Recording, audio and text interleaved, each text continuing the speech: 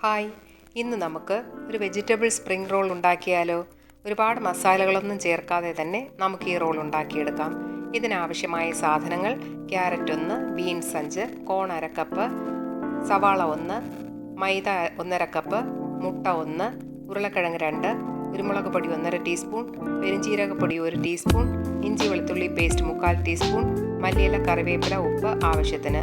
പാനിൽ എണ്ണ ഒഴിച്ച് സവാള വഴറ്റി അതിൽ ഇഞ്ചി വെളുത്തുള്ളി പേസ്റ്റ് ചേർത്ത് ക്യാരറ്റ് ബീൻസും ചേർത്ത് വഴറ്റി ഉപ്പുമിട്ട് കോണും ചേർത്ത് സോഫ്റ്റ് ആകുന്നത് വരെ വഴറ്റി കുരുമുളക് പൊടിയും പെരുംജീരകപ്പൊടിയും ചേർത്ത് നന്നായി വഴറ്റി മല്ലിയിലയും ഉരുളക്കിഴങ്ങും കറിവേപ്പിലയും ചേർത്ത് വാങ്ങി വയ്ക്കുക.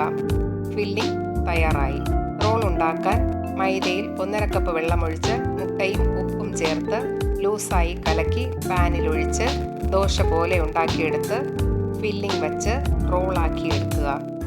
അതിനുശേഷം തിളച്ച എണ്ണയിൽ ഓരോന്നായി ഇട്ട് വറുത്തു കോരുക. നല്ല ടേസ്റ്റായിട്ടുള്ള വെജിറ്റബിൾ സ്പ്രിംഗ് റോൾ തയ്യാറായി. എല്ലാവരും ഉണ്ടാക്കി നോക്കണേ. ഇഷ്ടമായാൽ ലൈക്കും ഷെയറും കമൻറ്റും സബ്സ്ക്രൈബും ചെയ്യണേ. Thanks for watching.